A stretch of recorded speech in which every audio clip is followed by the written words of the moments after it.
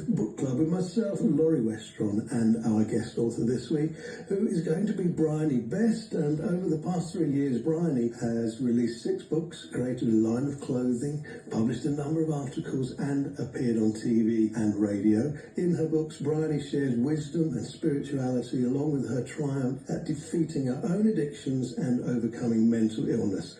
Bryony has recently made writing her full-time career and has moved to Wales, and I'm really pleased to say, although Bryony is in Wales, she's also in the room because we've got her on the phone. Bryony, how are you? I'm brilliant, thank you. How are you? I'm good. We had you on air, I don't know, maybe a month or 6 weeks ago before you moved to Wales. Haven't spoken since. How's it going? Oh, it's brilliant. Wales is beautiful. I've been volunteering at a care home with my pet therapy dog, sightseeing, and I've been working part-time for a charity, so I found a lovely balance at the moment. So yeah, I'm loving it. Oh, that's really good news. I have been watching your social posts, and the photos that you're putting up suggest to me you're living in a very, very beautiful place. Definitely. Also, I did notice that over the weekend you had yourself a book fair or something. You can correct me as to what it was, and you sold out of books. Yeah, my first event in Wales at a mind, body and spirit fair, and I thought I took too many books, and within 2 hours I've nearly sold out, so it was a wonderful event. Oh, well done. I'm sure Loree would like to say the same. Absolutely, yeah. I saw the post this morning as well, and yeah, very impressive. Okay, the book we're talking about today is Poems and Nonsense, Creations from a Broken Mind.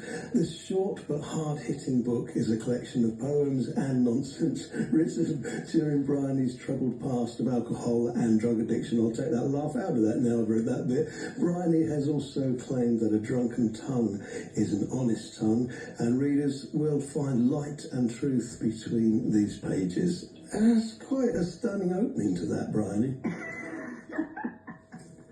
It's certainly honest, but anyway, we've already known how you get on in Wales. That's brilliant. But how has your big life change affected your writing? In a really positive way. So I used to work 16, 17-hour days, and I'd have to do a long day at work, come home, and then sit at my laptop. And with my medical conditions, I was usually in a lot of pain by that time. But now I get to write in the daytime, and I get to work part-time for a charity and deliver my workshops. But it means I've got set time to actually write rather than trying to just fit it in the middle of the night. So it's a lot more enjoyable to do that, if I'm honest.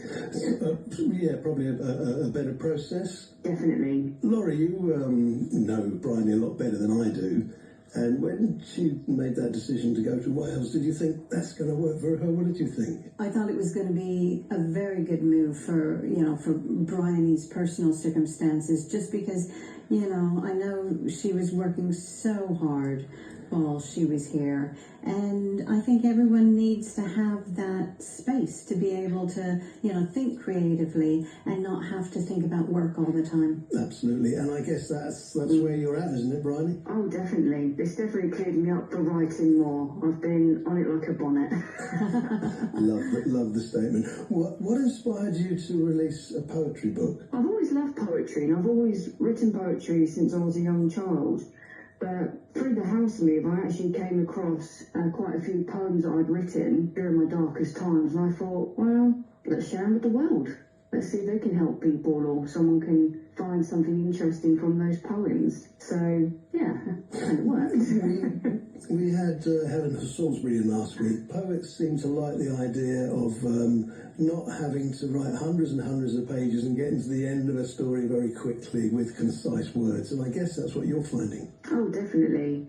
I mean, these poems were written many years ago, so I didn't feel that I could add any more poems to it. Otherwise, the blurb of saying there were poems written by an alcoholic during a psychotic break might have been a bit of a lie.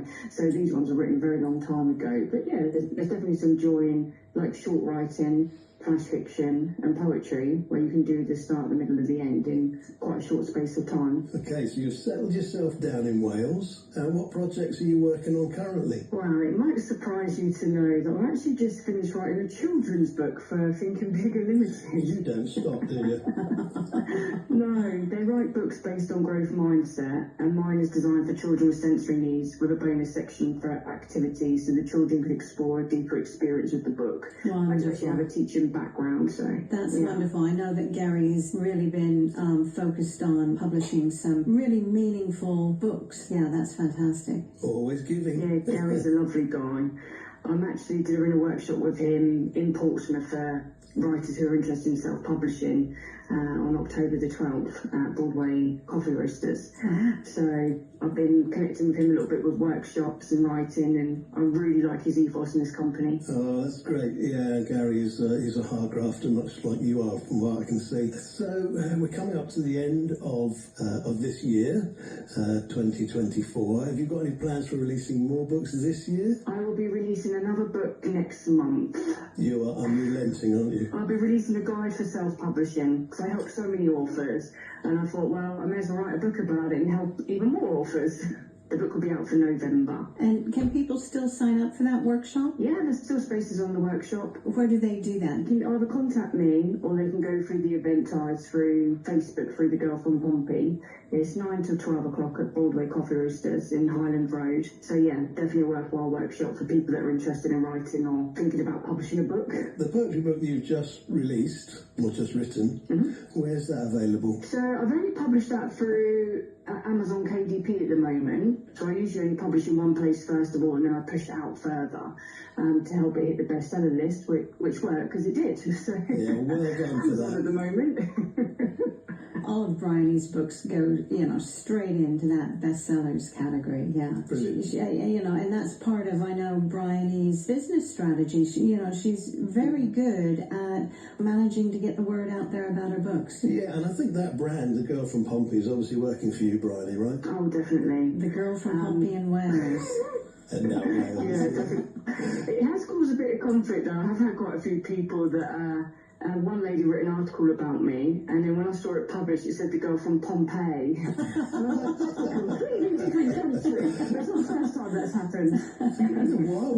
Whilst we're on that, and you've been out of Pompey for, is it maybe a couple of months already? And you're probably still finding your surroundings there and enjoying your new life, but is there anything about Portsmouth you miss already? The people. There are no people like Pompey people. The Welsh are lovely, but Pompey's got a bit of a spunk about them, haven't they? You could say that. Bryony, as ever, it's been a delight, and sure we'll do it again. And I can see Loree is enjoying the chat. Absolutely. Can I just say, Bryony has just been such an inspiration to me and to other PAC members, and we do miss you terribly, Bryony, but, we love seeing all of your new adventures in Wales. Oh, wonderful. That's lovely. I miss you all too. Bryony Best, I think you are the best, and it's been a wonderful chat with you. First time we've done one on the phone, and I'm sure we will do it again. I'm just going to say bye to you and wish you all the best with your endeavours and everything that you do, and all those new ideas that are yet to come, and your new life in Wales. Thank you. Bryony, we'll talk to you soon, and I might just show up at your workshop. Be nice to see you. Take care. And now we're going to